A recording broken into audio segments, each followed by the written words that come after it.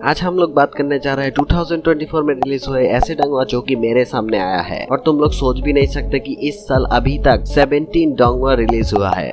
क्या बात कर रहे हैं? और 17 डोंगवास के बारे में बात कर रहा हूँ तो वीडियो बहुत ज्यादा लंबी हो सकती है, लेकिन एक बात, जितने वीडियो का अंत में जाओगे उतना मस्त एनिमेशन क्वालिटी वाला और स्टोरी लाइन वाली डोंगवा मिलेगी। तो पूरी वीडियो देखो। अगर वीडियो अच्छी लगी तो लाइक कर देना और चैनल को सब्सक्राइब कर देना। तो नंबर 17 में आता है लैंड ऑफ कीबोर्ड इमॉर्टल। इसका एनिमेशन क्वालिटी उतना भी खास नहीं है और अब स्टोरी लाइन की बात करें तो ये थोड़ा सा वियर्ड है। हमारे बंदा मस्त गेम खेल रहा होता है लेकिन वो अचानक चला जाता है कीबोर्ड की दुनिया में। वहाँ पर आके उसे टास्क मिलता है कि F1 से F12 तक जो बटन है उसे वो एक्टिवेट करना पड़ेगा। अब एक्टिवेट कैसे करना है? कल्टीवेशन करो, ताकतवर बनो और उसी ताकत का मदद से उस बटन को एक्टिवेट करो। तो उसे भेजी जाती है एक कल्टीवेशन की दुनिया में और ऑफ कोर्स वहाँ पर वो बहुत ज्यादा वीक है। वहाँ पर आते ही उसे एक बीबी मिल जाता है। अब इसका कल्टीवेशन ऐसा है कि लोग इस पे जितना गुस्सा होगा उतना उसका ताकत बढ़ेगी। बाद में उसे गिफ्ट के तौर पर ट्रेजर मिलता है और उस ट्रेजर की खासियत ये है कि कोई लड़की गुस्से में उसे जितना मारेगा उसे उतना ज्यादा मजा आएगा, वो सब करने का मजा। अब आगे जाके ये बंदा कैसे ताकतवर बनता है और किस किस लंडिया के साथ लंडियाबाजी करता है वो तो तुम डोंगा में देखो। उसके बाद आता है एंडलेस गॉड रियलम।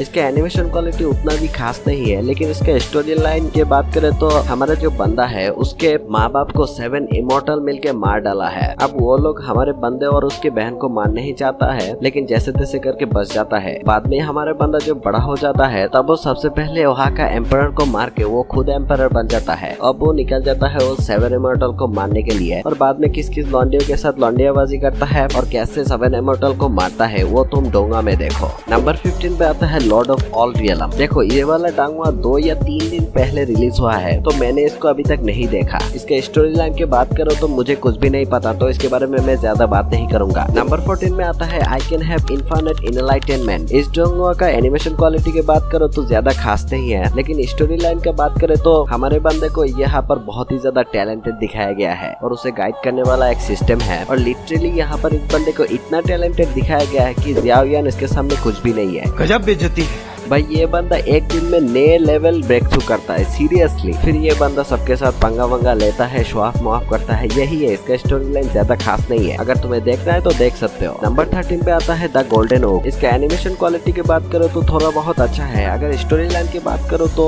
मैंने देखा है लेकिन मुझे कुछ समझ में नहीं आया। 2-3 एपिसोड देखा है लेकिन इसको पूरा मैंने नहीं देखा। लेकिन मैं ये बता सकता हूँ कि ये वाला डोंगा दूसरी डोंगा से थोड़ा बहुत अलग है, तो तुम लोग चाहो तो इसे देख सकते हो। फिर नंबर 12 में आता है ब्रिक ऑफ हेवन। इसका एनिमेशन क्वालिटी ज्यादा खास नहीं है लेकिन इसका स्टोरी लाइन बहुत अच्छा है। हमारे बंदा जो कि एक आर्कियोलॉजिस्ट है इस दुनिया का, हमारे दुनिया का, वो गलती से चला जाता है टूटा फूटा हेवन में। वहाँ पर जाके उसे टास्क मिलता है कि इस हेवन को उसे ठीक करना है। अब इस हेवन को कैसे ठीक करे? कल्टीवेशन करो, ताकतवर बनो, उसी ताकत का यूज करके इस हेवन को ठीक करो। उसे भेजी जाती है कल्टीवेशन की दुनिया में जहाँ पर उसे एक मैजिक वेपन मिलता है जो कि एक ब्रिक है। उसी ब्रिक का यूज करके वो बंदों को पेलता है और बाद में वो कैसे ताकतवर बनता है, किस किस लॉन्डिया के साथ लॉन्डियाबाजी करता है वो तुम डोंगा में देखो। एंड आई होप कि ये वाला डोंगा तुम्हें पसंद आए। नंबर 11 पे आता है डिवाइन लॉर्ड ऑफ हेवन। अरे यार मैं तो ये वाला डोंगा देखा ही नहीं। वेट मैं थोड़ा देख के आता हूँ।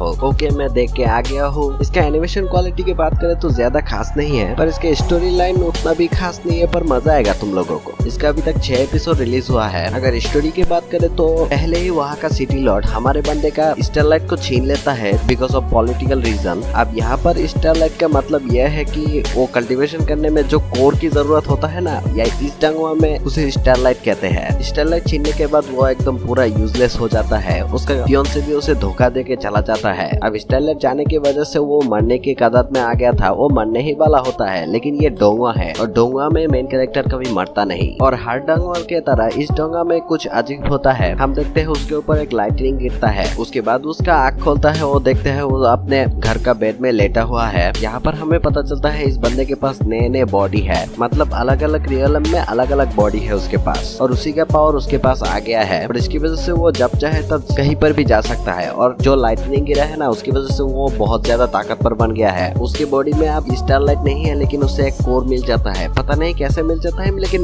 मिल जाता है। अब सीधी सी बात है, इतना पावर मिलने के बाद वो अपने ऊपर जुल्म का बदला लेगा, और कैसे बदला लेगा, आगे क्या होगा ना होगा वो तुम देखना है तो डोंगा में देख सकते हो। हम आगे बढ़ते हैं। नंबर 10 पे आता है ओवर गॉडेस। इसकी एनिमेशन क्वालिटी की बात करें तो ये मस्त है, और इसका कहानी में हम देखते हैं हमारा जो बंदा है वो बहुत ही ज्यादा ताकतवर है। मतलब वो बंदा एक प्लेनेट का एम्परर टाइप बोल सकते हो। इस बंदे के पास एक सिस्टम आता है और बोलता है मैं एक सिस्टम हूँ, और उसका दुनिया को एक खूबसूरत दुनिया में बदलने के लिए उसे कुछ टास्क कंप्लीट करना पड़ेगा। तो हमारे बंदा भी राजी हो जाता है और टास्क पूरा करने के लिए एक लड़की को अपना डिसेबल बना लेता है। मैं सिंपल सी बात बता देता हूँ, मतलब 10,000 ईयर्स ऑफ क्यूआई रिफिनर जो डोंगा है उसका स्टोरी लाइन की तरह ही इसका स्टोरी है। ये लोग टर्की है कि नहीं ये मुझे नहीं पता, लेकिन अपने डिसेबल लड़कियों को ही बनाता है और गिने चुने लड़कों को ही रख लेता है। और इसके स्टोरी लाइन आगे जाके क्या होगा वो मुझे नहीं पता, लेकिन तुम लोग चाहो तो देख सकते हो, अच्छा लगेगा तुम लोगों को। और नंबर 9 पे आता है the legend of sky Lord. अगर एनिमेशन क्वालिटी की बात करें तो ये बहुत अच्छा एनिमेशन क्वालिटी है। अगर स्टोरी की बात करें तो पहले हमें दिखाया जाता है स्काई लॉर्ड को, जो कि बहुत ही ज्यादा ताकतवर है, लेकिन उसे और भी ज्यादा ताकत चाहिए, इसलिए वो एक ट्रेबुलेशन को फेस करने के लिए तैयार हो रहा था। लेकिन बाद में इस बंदे का बंदी ही उसका दूसरा एक बंदे के साथ मिलके उसको धोखा देता है और उसे ट्रेबुलेशन पास करने नहीं देता, क्योंकि वो लोग नहीं चाहते कि वो ताकतवर बने। लेकिन स्काई लॉर्ड उनसे ज्यादा ताकतवर होने की वजह से उन लोगों पे भारी पड़ जाता है, और बाद में जब उनको खत्म करने ही वाला होता है तभी इस बंदे का खुद का भाई इस बंदे के साथ मिर्जाफरी करता है और तलवार इसके अंदर घुसा देता है, और इसकी वजह से वो मरने ही वाला होता है। लेकिन उसके सामने एक दूसरी यूनिवर्स में उसका एक हमशक्ल का हालत सेम टू सेम उसका जैसा ही था। ये देखने के बाद ये बंदा क्या करता है, वो खुद का सोल उस बंदे के अंदर घुसा देता है। अब जिस बंदे के अंदर घुस गया है उसका बॉडी इस बंदे के पावर को झेल नहीं पाता, और इसकी वजह से इस बंदे का पूरा पावर इरेज हो जाता है। मतलब इस बंदे को शुरू से शुरू करना पड़ेगा। अब ये बंदा इस बॉडी के अंदर घुसने के बाद बोलता है मैं एक दिन ना एक दिन जरूर ताकतवर बन के तुम लोगों को बैंड बजाऊंगा।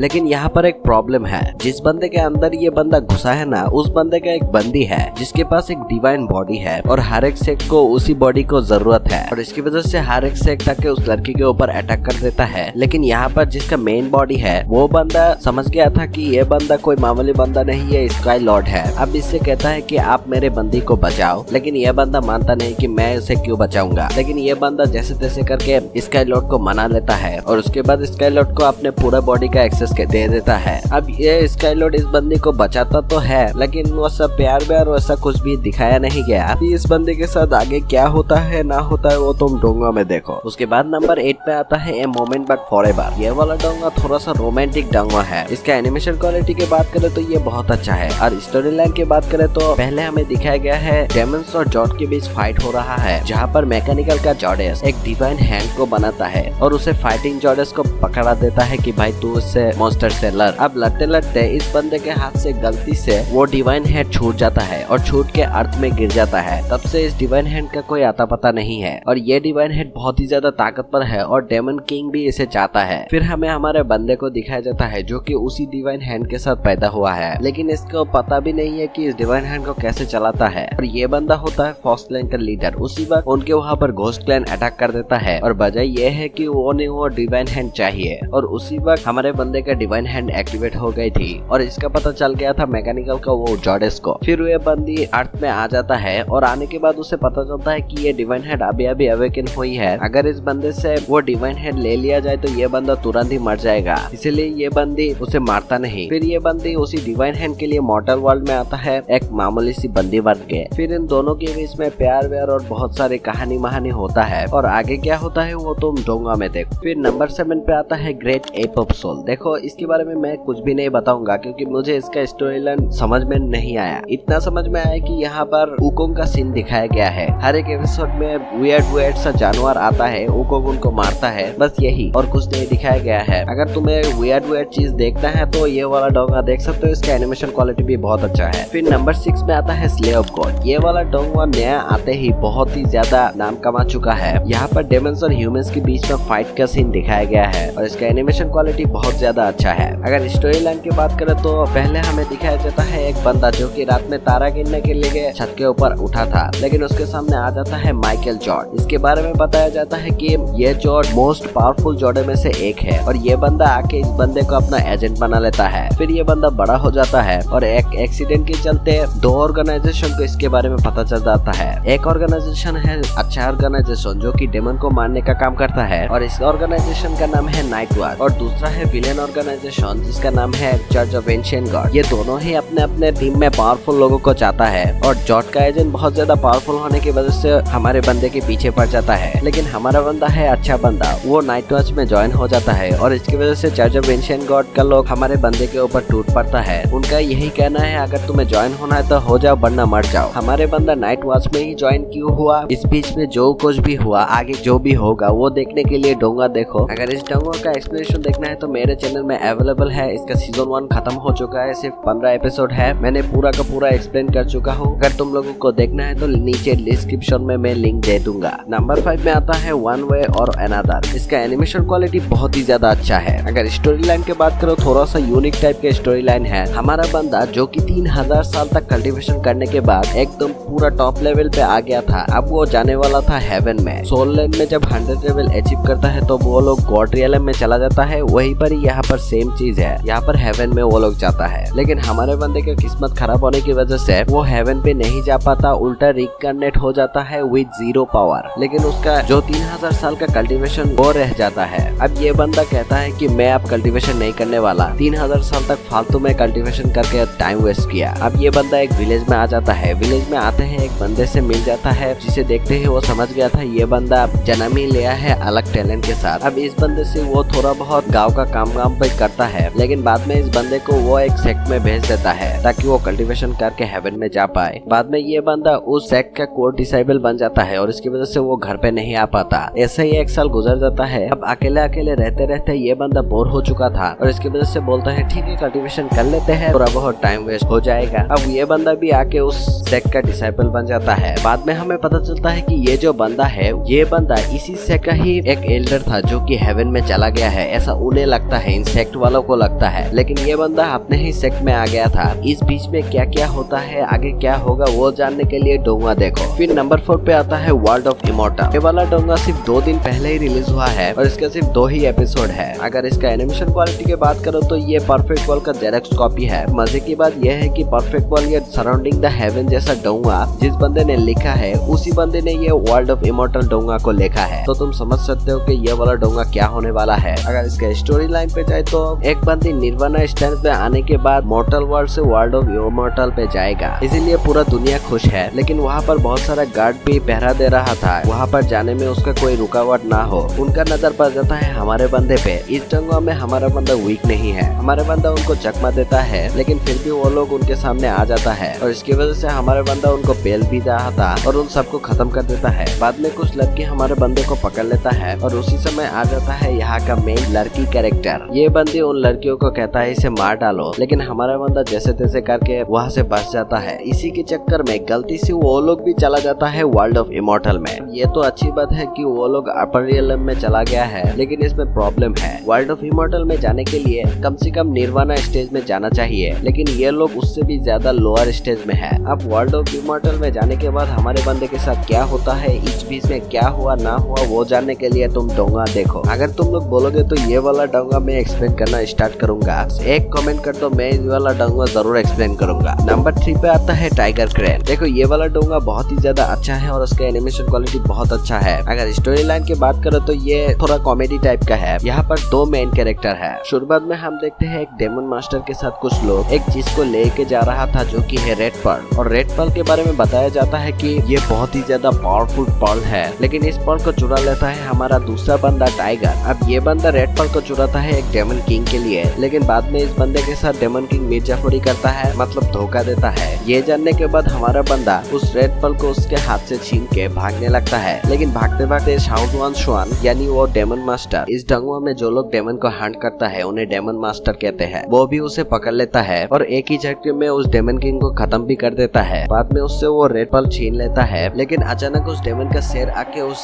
रेड पर्ल को मुंह में डालने ही वाला होता है और इस रेड पर्ल को बचाने के चक्कर में टाइगर उस रेड पर्ल को खा लेता है और खाने की वजह से वो पूरा बैलून बन गया था। ये चीज देख के वहाँ पर एक स्पिरिचुअल ब्रश आ जाता है जो कि इस बंदे का वेपन है। ये एक एंशिएंट वेपन है और इसकी वजह से ये बहुत ही ज्यादा टैलेंटेड है। अब ये बंदा देख के बोलता है कि टाइगर कोई मामूली बंदा नहीं है। रेड पर्ल को एब्जॉर्ब करने होने के बावजूद भी वो अभी तक फटा नहीं। मतलब ये बंदा एक जीनियस बंदा है। बाद में ये ब्रश टाइगर को अपने डिसाइपल बना लेता है। अब टाइगर तो बहुत ज्यादा हरामी बंदा था, ये अपने मास्टर को ही बहुत ज्यादा परेशान करता है और मास्टर भी इसे बहुत ज्यादा पेलता भी है। उस पे आग लगा देता है, उसे झरने के नीचे फेंक देता है, यहाँ तक उसके पीछे डेमन भी लगा देता है। और हाथ तो तब हो गए जब ये लोग एक केज में बैठा हुआ था। वो केज बांधा हुआ था एक रस्सी से और वो रस्सी बंधा हुआ था टाइगर पे। इसका स्टोरी लाइन बहुत ही ज्यादा अच्छा है, तुम लोगों को बहुत मजा आएगा। ये ऑनगोइंग सीरीज है और मैं अपने चैनल में इसको एक्सप्लेन कर रहा हूँ। अगर तुम लोगों को देखना है तो लिंक मैं डिस्क्रिप्शन बॉक्स में दे दूंगा, वहाँ से क्लिक करके देख सकते हो। फिर नंबर 2 पे आता है स्वॉर्ड ऑफ कमिंग। देखो इसका एनिमेशन क्वालिटी की बात करो तो बहुत ही ज्यादा मस्त है। और इस डोंगा के बारे में बात करो तो ये वाला डोंगा थोड़ा सा अलग टाइप का डोंगा है। मतलब इसके स्टोरी लाइन बहुत ही ज्यादा यूनिक है, दूसरी डोंगा की तरह सेम नहीं है। ये थोड़ा अलग टाइप का डोंगा है, जहाँ पर हम देखते हैं हमारा बंदा जिसका नाम है चेन पिंगन, वो एक ऑर्डिनरी पर्सन है। और इसके पीछे वजह ये है कि एक बंदी ने वो जब बचपन में था तभी उसका इमोर्टलिटी ब्रीड यानी जो कल्टीवेशन करने का जो कोर है ना वो डिस्ट्रॉय कर दिया है और इसकी वजह से वो अभी एक नॉर्मल इंसान है।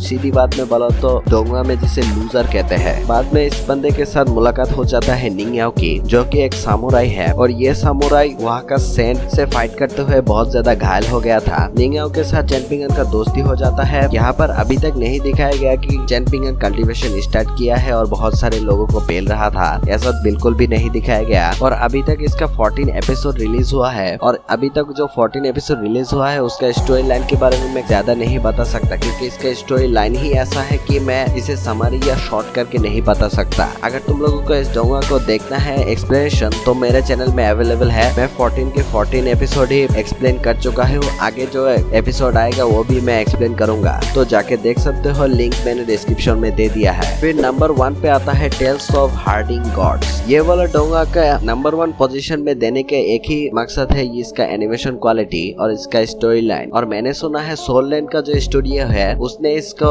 एनिमेट किया है। इसका स्टोरी लाइन की बात करो तो पहले दिखाया जाता है एक बच्चे के गले में एक लॉकेट है जो कि डार्कनेस को अपने से दूर रखता है। फिर इस बच्चे को मिल जाता है कुछ बूढ़े लोगों को। वो लोग पहले इस बच्चे को फेंक देना चाहता था क्योंकि वो लोग खुद ही नहीं खा सकते, इसको क्या खिलाया गया। लेकिन एक बुरी औरत ने आके उसे पाल पोसने का जिम्मा लिया है। ये बच्चा कोई मामूली बच्चा नहीं है, ये इसी उम्र में ही पॉइजनस बीस्ट के साथ खेलता था और इसी उम्र में ही वो खाई से कूद जाता था और ये कूदते ही बड़ा हो जाता है। लेकिन बड़ा होने के बावजूद भी उसका अवेकिन या कल्टीवेशन करने का अवेकिन होना है वो नहीं होता और इसकी वजह से वो लोग बहुत ही ज्यादा टेंशन में आ गया था कि ये बंदा अगर एक नॉर्मल इंसान हुआ तो इस दुनिया में तो ज्यादा देर तक टिकने वाला नहीं था। और इसकी वजह से इस बंदे का कल्टीवेशन अवेकिन के लिए ये लोग बहुत ज्यादा सूप पिलाता है अपने अपने बेस्ट का, लेकिन उसका अवेकिन नहीं होता। फिर वहाँ का विलेज का चीफ कहता है कि इसके पास एक डिवाइन बॉडी है और हमने सराउंडिंग द हेवन में देखा है कि डिवाइन बॉडी को कल्टीवेट करना उतना आसान नहीं है, बहुत सारा रिसोर्स की जरूरत है। तो हमारे बंदे का अवेकिनिंग करने के लिए उसे बहुत ज्यादा रिसोर्सेज और ट्रेनिंग की जरूरत है। तो वो लोग इस बंदे को ट्रेनिंग और देना स्टार्ट करते हैं और एपिसोड 2 तक यही दिखाया गया है और अभी तक इसका सिर्फ एपिसोड 2 तक ही रिलीज हुआ है। तो आगे क्या स्टोरी होगा वो मुझे नहीं पता, अगर देखना है तो तुम लोग देख सकते हो। अगर तुम लोग बोलोगे तो ये वाला डोंगा भी मैं एक्सप्लेन करूंगा, बस कमेंट में इसमें एक कमेंट कर दो कि ये वाला डोंगा तुम एक्सप्लेन करो, मैं जरूर ये वाला डोंगा एक्सप्लेन करना स्टार्ट करूंगा। मुझे पता है ये वीडियो इतने देर तक कोई तो देखने वाला नहीं है, लेकिन अगर कोई है जो इतने देर तक ये वाला वीडियो देख रहा था उसे मैं बहुत बहुत थैंक्स कहना चाहता हूँ। Thank you so much. और ये वीडियो यहीं पर खत्म होता है। अगर वीडियो अच्छी लगी तो लाइक कर दो। मिलते हैं नेक्स्ट वीडियो में, बाय बाय।